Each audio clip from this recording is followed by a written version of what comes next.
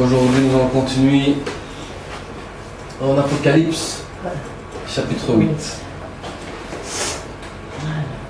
qui sont les 4 premières trompettes de l'Apocalypse. Quand le ciel devient silencieux, nous allons voir pourquoi des fois le ciel devient silencieux. Donc Apocalypse chapitre 8 dit: quand l'agneau ouvrit le 7e sceau, il y eut dans le ciel un silence d'environ une demi-heure. Puis je vis les 7 anges qui se tiennent devant Dieu, 7 trompettes leur furent données. Un autre ange vint. Il se plaça vers l'autel, tenant un encensoir d'or. On lui donna beaucoup de parfums, afin qu'il offre avec les prières de tous les saints, sur l'autel d'or et devant le trône. La fumée des parfums monta à la main de l'ange devant Dieu avec les prières des saints. L'ange prit l'encensor, le remplit de feu de l'autel et le jeta sur terre. Il eut alors des coups de tonnerre, des voix, des éclairs, un tremblement de terre. Puis les 7 anges qui avaient les 7 trompettes se préparèrent à en sonner. Le premier sonna de la trompette, et de la grêle et du feu mêlés de sang s'abattirent sur la terre.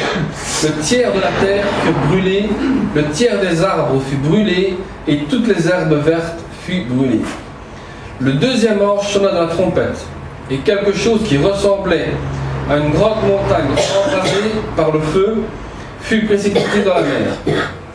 Le tiers de la mer devint du sang. Le tiers des créatures qui vivaient dans la mer mourut, et le tiers des bateaux fut détruit. Le troisième ange sonna de la trompette, et du ciel tomba une grande étoile qui brûlait comme un flambeau. Elle tomba sur le tiers des fleuves et sur les sources d'eau. Le nom de cette étoile est Absinthe. Le tiers des eaux fut changé en absinthe, et beaucoup d'hommes moururent à cause de ces eaux, parce qu'elles étaient devenues amères. Le quatrième ange sonna de la trompette, et le tiers du soleil fut frappé, ainsi que le tiers de la lune et le tiers des étoiles, de sorte qu'ils s'obscurcirent d'un tiers. Le jour perdit un tiers de sa clarté, et la nuit de même. Je regardais, et j'entendis un aigle qui volait très haut dans le ciel, et qui disait d'une voix forte: Malheur, malheur, malheur aux habitants de la terre, à cause des autres sonneries de trompettes, celles que les 3 anges vont encore faire retentir. Donc ça fait déjà je vais dire un petit peu peur de ce qu'on a lu, ça fait un petit peu réfléchir sur ce qu'on a lu. Mais l'ouverture du 7e sceau révèle le jugement qui est annoncé par les 7 trompettes. Mais le jugement final de Dieu n'est pas encore venu. Pourquoi ? Parce qu'il y a 3 séries de jugements avant le retour de Christ. Le premier, c'est l'exaucement des prières des martyrs. Qui sont ces martyrs ? Ce sont nous autres qui n'arrêtons pas de prier pour que des âmes soient sauvées. La première chose des choses à faire, nous autres en tant que martyrs, nous devons prier pour que des âmes soient sauvées. Il est important que des âmes puissent entendre, écouter la parole de Dieu pour qu'ils puissent être sauvés par Jésus-Christ. Deuxièmement, le couronnement du roi. Donc, quand on aura le Christ qui va revenir sur terre, c'est le couronnement du roi. Et la troisième, c'est la proclamation du châtiment de Babylone et la justice de Dieu. Donc là, ça va être ce qu'on appelle la destruction totale de Babylone, de ces fameuses églises qui s'unissent et qui font l'œcuménisme, et Dieu va détruire cela parce que ce n'était pas de sa volonté. Sa volonté, c'était que chaque chrétien puisse être uni dans un seul nom, dans le nom de Jésus-Christ. Amen. Le silence d'une demi-heure sera l'activité en cours. Ceci est la prière des martyrs. Le silence est nécessaire quand on cherche Dieu pour chercher sa puissance et sa présence. Quand on veut prier personnellement, on doit prier toujours en silence. C'est-à-dire dans un endroit où il n'y a pas de bruit, un endroit où on est calme, pour chercher la puissance et la présence de Dieu. Et plus vous allez être dans une pièce où il y a du silence et pas de bruit, vous allez sentir la puissance et la présence de Dieu qui va venir avec vous. Parce que vous êtes à la recherche de quelque chose. Mais la patience divine a retenu la colère de Dieu à l'encontre de l'humanité. Il est comme la marmite à pression. La patience de Dieu sera jusqu'au 7e sceau. Le monde entier expérimentera les terrifiants effets. C'est-à-dire que Dieu, pour l'instant, est très calme. Mais il est comme une marmite à pression. Le moment donné où le monde va aller trop loin, on va voir des choses terrifiantes sur Terre. Des choses que nous-mêmes, on ne sera même pas, se défendre de ce qui va arriver. L'homme moissonnera ce qu'il aura semé et il ira à sa destruction. Ce que l'homme veut construire pour lui-même sera détruit par Dieu. Non, ceux qui veulent construire une église à leur nom sera détruit par Dieu plus tard. Donc ceux qui veulent l'argent des membres pour construire des gros bâtiments seront détruits par Dieu plus tard aussi. Tout sera détruit par Dieu parce que ce que l'homme voudra semer sera détruit. Et quand les trompettes sonneront, l'Antichrist sera déjà dispersé. Mais on ne sait pas expliquer sa venue, parce qu'il se manifeste déjà progressivement. Et comment est-ce qu'il se manifeste? C'est très simple. On a déjà les cultes œcuméniques. C'est déjà l'Antichrist qui se met déjà ensemble. Parce qu'on ne parle pas de Christ dans l'œcuménisme. Deuxième chose, comme on l'a vu dans le film vendredi, les conciles et les papes qui veulent prendre le pouvoir, aussi politique et religieux, sont les antichrists. Se forment.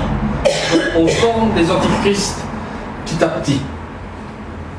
L'antichrist, à un moment donné, que dans l'église, on ne parlera plus du tout de Christ. On ne parlera que de la merveille de Dieu, que de la création, de l'homme et d'autres, mais il n'y aura plus de Christ dans l'église. Donc il y aura des pouvoirs politiques, un gouvernement universel, une emprise de Satan sur le règne de l'homme et du péché. C'est-à-dire qu'à un moment donné, l'Église laissera rentrer le péché dans l'Église parce que Dieu est miséricorde, parce que Dieu est amour, parce que Dieu est ceci, parce que Dieu est cela. Donc on laissera rentrer tout le péché dans l'Église. Ce qui veut dire que l'Antichrist aura plein pouvoir jusqu'à la 7e trompette quand elle sonnera. Quand la 7e trompette aura sonné, l'Antichrist sera détruit. Et pour l'instant, Dieu laisse faire les choses en attendant. Mais il est important que nous restions toujours dans la vérité de Christ. Et qu'on ne soit pas des gens qui vont aller se mélanger avec d'autres et qu'on oublie qui est Christ et qui est notre Sauveur et qui est mort pour nous. Car aujourd'hui, nous avons la Sainte Seine. On expliquera après pourquoi la Sainte Seine. Mais la Sainte Seine, on ne la fait pas tous les dimanches. Pourquoi? Parce que c'est important. Et on en parlera plus tard là-dessus. Mais retenez bien que la Sainte Seine ne se fait pas tous les dimanches parce que ce n'est pas quelque chose qu'on fait à la rigolade. C'est quelque chose qu'on fait avec respect. Amen. L'ouverture du 7e sceau. Le silence du ciel est impressionnant, inattendu. Mais on en parle déjà dans l'Ancien Testament. Même de la présence de Dieu. Sophonie 1,7 dit: Silence devant le Seigneur, l'Éternel, car le jour de l'Éternel est proche, car l'Éternel a préparé le sacrifice, il a choisi ses conviés. Habacuc 2:20 dit: L'Éternel est dans son saint temple, que toute la terre fasse silence devant lui. Zacharie 2:13, que toute chair fasse silence devant l'Éternel, car il s'est réveillé de sa demeure sainte. Donc ce qui veut dire que le sacrifice a été préparé. Jésus était déjà prêt. Il est venu sur terre. On l'a rejeté. Ensuite, quand nous avons reçu le Saint-Esprit, nous sommes le temple du Saint-Esprit. Mais ce que nous devons savoir aussi, c'est que maintenant, nous devons faire silence devant Dieu parce qu'il s'est réveillé de sa demeure sainte. Il a fait sortir le Saint-Esprit pour que nous puissions se laisser convaincre par le Saint-Esprit. Comprendre que Christ est réellement mort pour nous. Quand on vous dit que la chair doit faire silence, ça veut dire que ce n'est pas vous qui décidez ce que Dieu veut que vous fassiez. Mais vous devez écouter ce que Dieu veut que vous fassiez. Ce n'est pas vous qui devez décider ce que Dieu doit faire pour vous, mais c'est vous qui devez écouter ce que Dieu veut que vous fassiez. Donc, c'est là qu'il faut faire silence. La chair doit faire silence. La chair doit se laisser façonner par Dieu. Se laisser guider par le Saint-Esprit. Toujours chercher la présence de Christ. Car si vous vous rappelez, dans les saintes églises de l'Apocalypse, quand Jésus dit « Je retire mon chandelier là où je l'ai placé », ça veut dire que le Saint-Esprit est bougé de l'église, ça veut dire qu'il n'y a plus de Saint-Esprit dans l'église, et l'église fonctionne selon la chair. Donc, nous devons garder notre chandelier, le Saint-Esprit. Que toutes prières qui ont été faites encore aujourd'hui, comme toutes prières sont faites d'habitude, sont guidées par le Saint-Esprit, et toujours dans le nom de Jésus. Pourquoi ? Parce que l'Évangile dit « Tout ce que vous direz en mon nom sera accompli ». Donc dans l'Apocalypse, il y a un silence d'une demi-heure.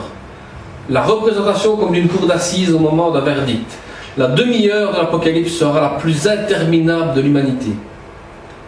Des fois, quand vous passez dans un tribunal, il y a le moment où le juge se lève, part avec le greffe et le reste là, et vont décider du jugement qui vous sera donné.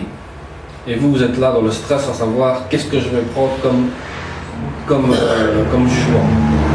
Puis quand le juge arrive, vous avez votre sentence. Ici, ce n'est pas le jugement d'un humain, c'est le jugement de Dieu. C'est plus terrifiant qu'un juge d'une cour d'assises. Parce que ici, Dieu va carrément juger vos œuvres sur terre. Comment as-tu accepté Jésus-Christ dans ta vie ? Qui a été Jésus-Christ dans ta vie ? Qu'en as-tu fait de mon enseignement ? Le silence prendra fin par une trompette. Et le Fils de Dieu prendra possession de ses adversaires. Ce seront des anges qui se tiennent devant Dieu et à qui seront remis les trompettes. Donc on parle ici que 7 anges seront debout devant Dieu. Ça ne sera plus pour remplir la fonction du salut, mais ce sera le jugement suprême. Donc on va passer au jugement de Dieu pour ceux qui n'acceptent pas Jésus-Christ dans leur vie.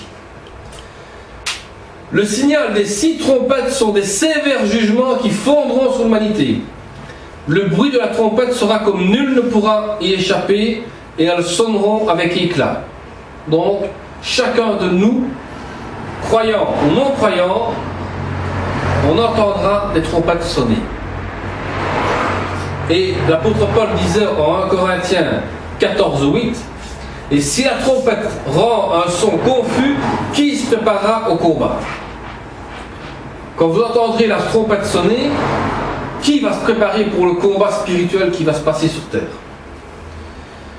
Les prières des saints aujourd'hui montent au trône de Dieu. Les prières des martyrs montent aussi au trône de Dieu pour le jugement qui tombera sur le monde. Quand on parle des prières des saints, ce n'est pas les petits saints que vous avez en statue, les petits saints que vous avez en photo. C'est pas ça. Les saints, c'est vous. Pourquoi? Parce que vous avez été sanctifiés par le sang de Christ. Ce qui veut dire qu'à un moment donné, ceux qui ont cru et qui ont accepté Jésus-Christ, parce que ce qu'ils ont entendu vient de la parole de Dieu, ont accepté la parole de Dieu, ont accepté Jésus-Christ dans leur cœur, parce qu'on dit souvent que la foi vient de ce qu'on entend, et ce qu'on entend vient de la parole de Dieu. Donc, là, vous serez saints parce que vous avez accepté le sacrifice de Christ et sanctifiés par le sang de Christ. Et tous ces martyrs qui prient aussi, toutes ces prières vont monter au trône de Dieu. Jusqu'au moment donné où Dieu va dire maintenant, l'humanité a été trop loin, stop, on intervient. Donc, qu'est-ce qu'il faut faire pour éviter un désastre dans nos églises, pour ne pas qu'on voie comme on a vu dans le film de Martin Luther? Romains 12, 19, 20 dit: ne vous vengez point vous-même, bien-aimés, mais laissez agir la colère, car il est écrit: à moi la vengeance, à moi la rétribution, dit le Seigneur. Mais si ton ennemi a faim, donne-lui à manger. S'il a soif, donne-lui à boire. Car en agissant ainsi, ce sont des charbons ardents que tu amasseras sur sa tête. Ne te laisse pas vaincre par le mal, mais surmonte le mal par le bien. C'est difficile, des fois, de donner à manger à son ennemi. C'est difficile, des fois, de faire du bien à son ennemi. Mais pourtant, nous sommes appelés à faire cela. Parce que plus vous allez donner de l'amour à votre ennemi, et plus le charbon ardent va le faire travailler au cerveau. Mais plus je lui fais du mal, et plus il me donne du bien. Alors qu'est-ce que je dois faire pour qu'il soit détruit? Donc il va être perturbé, il va être un petit peu... Vous voyez ce qui se passe. Donc les prières des saints sont amassées comme des charbons ardents. Et les prières seront exaucées. Donc les voix et les coups de tonnerre seront des témoignages comme des tremblements de terre, des éclairs, montrent que les anges sonnent de la trompette. Vous pouvez constater qu'aujourd'hui, au niveau météo, les éclairs sont plus forts que d'habitude. Que les grêles sont plus forts que d'habitude. Je ne sais pas si vous avez remarqué, mais nous sommes dans ce temps-là. Donc je ne blague pas ici. J'ai constaté de moi-même que les éclairs sont beaucoup plus forts que d'habitude. Faites attention, regardez bien les météos, regardez bien que nous sommes dans le moment de cette trompette pour l'instant. On ne s'en rend pas compte, on voit il y a des orages, oui il y a des orages, mais les inondations qui approchent pour l'instant, la destruction des champs et tout ce qui s'ensuit, sont les signes de l'Apocalypse. Donc la première trompette, ça montre que la grêle, le feu, le sang montrent le symbole des 10 plaies de l'Égypte. Un désastre écologique. Exode 9, 23, 24. Comme Moïse étendit sa verge vers le ciel, et l'Éternel envoya les tonnerres et la grêle, et le feu se promenait sur la terre. L'Éternel fit pleuvoir de la grêle sur le pays d'Égypte. Il tomba de la grêle, et le feu se mêlait avec la grêle. Elle était tellement forte qu'il n'y avait point eu de semblable dans tout le pays d'Égypte. Depuis qu'il existe comme nation, la grêle frappa dans tout le pays d'Égypte, et tout ce qui était dans les champs, depuis les hommes jusqu'aux animaux. La grêle frappa aussi toutes les herbes des champs, et brisa tous les arbres des champs. Nous sommes déjà dans ce temps-là. Les feux de forêt qui, on ne sait plus éteindre. Je ne sais pas si vous avez remarqué, il y a des feux de forêt pour l'instant dans certains pays qu'on ne sait même plus éteindre. L'Italie a déjà été attaquée par les feux de forêt qu'on ne sait même plus éteindre. On a des pertes d'animaux, de plus en plus. Et on commence par des animaux d'Afrique, comme par exemple le rhinocéros, les éléphants, tout ce qui s'ensuit, sont en voie de disparition. Bientôt, on va être en disparition de viande pour manger nous-mêmes, comme le bœuf, la volaille, tout ce qui s'ensuit. On va être en voie de disparition aussi. Nous sommes dans ces temps-là, on ne fait pas attention, mais petit à petit l'Antichrist prend le pouvoir. On constate que les fléaux comme l'herbe. Donc, qu'est-ce que c'est tous ces fléaux qui vont arriver? L'athéisme, irreligion, blasphème, profanation, sacrilège. Les animaux seront la richesse et les arbres sont l'orgueil. Voilà dans le monde où on vit aujourd'hui. Je ne crois pas à tout ça, moi, je suis athée, athée, je suis un athée et tout ce qui s'ensuit. Puis d'autres, moi je suis irreligieux, moi je ne suis pas la religion, moi je crois en Dieu, mais seulement, voilà. Puis il y en a d'autres qui vont blasphémer le nom de Dieu, d'autres qui font la profanation, on va commencer à louer Dieu par des statues, par des images et tout ce qui s'ensuit. On fait... comme j'ai déjà vu souvent en Italie, quand on promène la Madone sur les épaules, là, on se balade comme ça, là, et puis un jour la Madone est tombée, c'était une catastrophe parce qu'elle était tombée, malheur est tombé sur la Sicile, sur toute l'Italie, parce qu'elle était tombée, c'était toute une histoire avec ça. Donc, vous voyez jusqu'où l'homme va. Et des fois, je me souviens encore, avant que mon grand-père ne se convertisse, il courait après une statue pour coller un billet sur la statue parce qu'il fallait absolument qu'il colle le billet et qu'il tienne, parce que sinon, si la statue c'était la lèpre qui allait se propager dans la famille. Enfin, c'était toute une histoire d'une statue qui se baladait dans l'Italie parce que ceux qui ne mettaient pas un billet sur cette statue-là avaient la lèpre de la famille. Donc, s'ils passaient dans le village, il fallait absolument coller 10 000 livres, je ne sais pas comment c'était encore des livres à ce moment-là. Donc il courait après les statues, c'était quelque chose d'imaginable. Donc vous voyez jusqu'où l'homme peut aller. Donc la plaie de la première trompette fait allusion à la catastrophe nucléaire qui peut brûler un tiers de la Terre. Alors qu'est-ce que le nucléaire? J'avais trouvé un petit article qui parle du nucléaire et pourquoi est-ce qu'on ne fait pas non plus nos centrales nucléaires. Parce que vous savez que les centrales nucléaires sont vieilles depuis un certain temps. Et en tant qu'ancien pompier, j'ai déjà été dans les centrales nucléaires. Et je peux vous dire que c'est pas triste de voir ce qui se passe à l'intérieur. Je ne peux pas vous dire ce que j'ai vu à l'intérieur par secret professionnel, mais je peux vous donner une explication sur le nucléaire pour l'instant. Le nucléaire, c'est des fossiles, genre de charbon, que l'on trouve en terre. Quand vous chauffez cette matière, elle devient vert jaunâtre, fluorescente. Et c'est à travers ça, par des rayons, que vont se donner une énergie nucléaire. Donc, l'énergie nucléaire dépend d'un combustible qui s'appelle l'uranium, dont le minerai est déjà radioactif.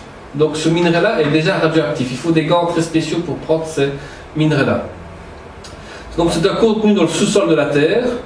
Elle permet de produire de l'électricité et dans les centrales thermiques nucléaires, appelées centrales électronucléaires, grâce à la chaleur dégagée par la fission d'atomes d'uranium. Donc il chauffe cette matière et quand elle est trop chaude, il faut de l'eau pour refroidir, pour pouvoir faire de l'électricité avec. Mais le problème qui se passe, c'est que la fumée qui sort de la centrale nucléaire n'est pas seulement qu'une vapeur d'eau. C'est une vapeur de gaz qui sort de la centrale nucléaire. Donc ce que vous respirez de cette fumée-là est toxique et même dangereux pour vous. C'est pour ça qu'il y a des gens qui ont des problèmes de thyroïde, qui ont des problèmes de santé, parce qu'on a constaté que ces fumées-là n'étaient pas de la fumée d'eau. C'est en refroidissant le combustible, il lâche des gaz en même temps. C'est comme si vous prenez du charbon, vous brûlez le charbon, vous lancez de l'eau sous du charbon, il y a de la fumée blanche qui va sortir, mais il y a encore du combustible qui peut de polluants qui sort aussi. Donc c'est ça que la centrale nucléaire est très dangereuse. Pourquoi? Parce que l'Antichrist essaye par tout moyen de rendre les gens malades.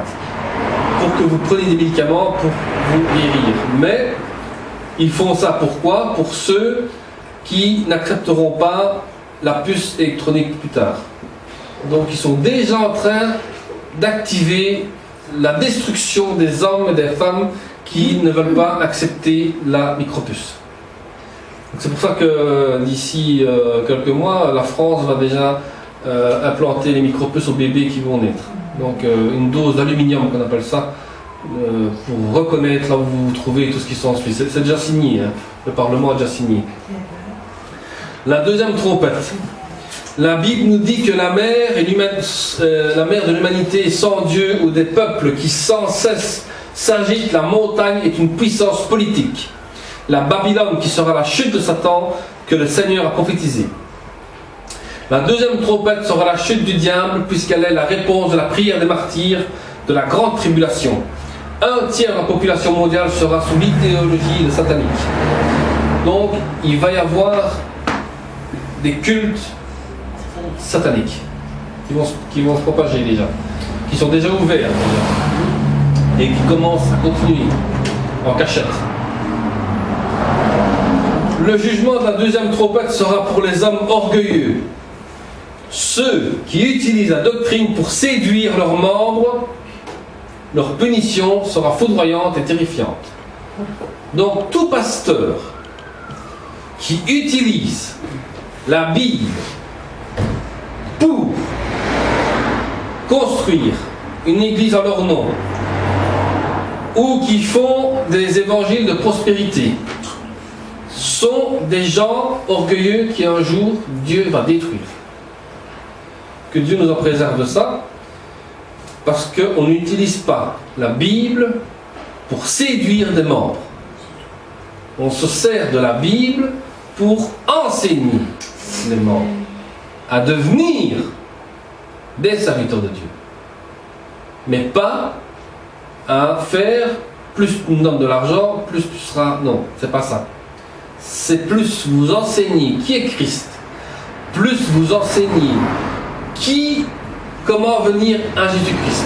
C'est enseigner comment devenir un serviteur de Dieu. Ça, c'est se servir de la doctrine de Dieu. Mais, je dis toujours, sans orgueil. Que personne ne soit orgueilleux de ce qu'il fait en servant le Seigneur. Alléluia. La troisième trompette. Luc 10, 18-20 dit. Jésus leur dit: je voyais Satan tomber du ciel comme un éclair. Voici, je vous ai donné le pouvoir de marcher sur les serpents et les scorpions et sur toute la puissance de l'ennemi, et rien ne pourra vous nuire. Cependant, ne vous réjouissez pas de ce que les esprits vous sont soumis, mais réjouissez-vous de ce que vos noms sont écrits dans les cieux. C'est-à-dire qu'à un moment donné, maintenant, aujourd'hui, Jésus a envoyé des disciples pour prier. Et il a vu Satan tomber du ciel comme un éclair. Piaf, détruit. Ce qui veut dire que chacun de vous qui ont cru en Jésus-Christ, qui ont reçu Jésus-Christ, auront le pouvoir de chasser l'ennemi. Et rien ne peut vous nuire pour chasser l'ennemi. Mais seulement, réjouissez-vous seulement que vos noms soient bien inscrits dans le livre de l'Apocalypse. Ah oui, cette image-là, j'ai bien aimé. Pourquoi? Parce qu'en tant que religieux, on cherche Jésus dans cette image-là. Et nous, en tant que vrais serviteurs de Dieu, on cherche... En arrière, mais les vrais adorateurs trouvent ici dans la Bible. Pourquoi? Regardez bien l'image de Jésus qui est là. Fixez-la bien. Il y a beaucoup de choses qui sont cachées là-dedans. Et c'est là qu'on voit l'Antichrist. Ici. Visage d'une femme. Visage d'une femme, de 1. De 2, l'œil. L'œil des Illuminati, des francs-maçons. Pyramide. L'œil au-dessus, c'est la pyramide de la franc-maçonnerie. L'Antichrist. Le cœur avec la petite flamme, là. ça prouve que vous êtes parti pour l'enfer. Et les catholiques vont vous dire, ah mais ton cœur et le Saint-Esprit qui est là, le Christ là, c'est ça. Tu pars en enfer. Parce que tu suis la pyramide de l'Antichrist. Vous avez compris maintenant cette image-là? Il y en a qui la vénèrent, qui fait des trucs, qui met des pièces aussi là, pour dire mon âme est sauvée, je ne pars pas en enfer, mais vous partez comme en enfer, parce que la femme elle est là. C'est pas la femme du Saint-Esprit ça. Hein. Donc nous devons chercher dans la Bible ce qui est juste, ce qui doit être dit. D'accord? Donc Satan va s'incarner en faux prophète avec un pouvoir de séduction, manipulation, avec des esprits impurs. Ce qui veut dire que Satan sera dans cette image-là. Et les gens vont dire, ah ben oui, mais moi j'ai prié Sainte Marie-Thérèse, je sais pas quoi là, j'ai prié Jésus-Christ par cette image-là, il m'a sauvé, ceci, cela, oui. Les démons se cachent derrière ça, parce qu'ils savent que vous croyez à quelque chose de ça. Et vous, vous êtes pris par ça. Et ceux qui mettent l'argent dans ces images-là, ils mettent l'argent dans la franc-maçonnerie, ils mettent l'argent dans les Illuminati, qui sont l'antichrist, et comment dire, vous les payez, quoi, vous les faites agrandir encore plus. C'est pour ça que l'église évangélique sont si petites, que l'église catholique peut s'agrandir et d'autres églises plus puissantes s'agrandissent. Pourquoi? Parce qu'ils sont mis dans le monde de la Babylone, là où ils investissent pour la franc-maçonnerie, les Illuminati. Eux s'investissent avec ces images-là. Plus vous en achetez, et plus ça les fait grandir. Donc Satan va forcer l'humanité de barrer la route à la connaissance de Christ. Il se fera passer même pour le Christ. Il y a des gens qui vont se faire passer pour le Christ. Donc la 4e trompette, il y aura des perturbations météorologiques et climatiques qui amènent dans une ampleur que les récoltes ne seront plus en mesure d'être à maturité. Il y aura un dictateur mondial capable de redresser toute la situation par la favorisation des esprits de séduction. Donc on aura un dictateur mondial qui va savoir vous séduire par toutes sortes d'esprits de séduction.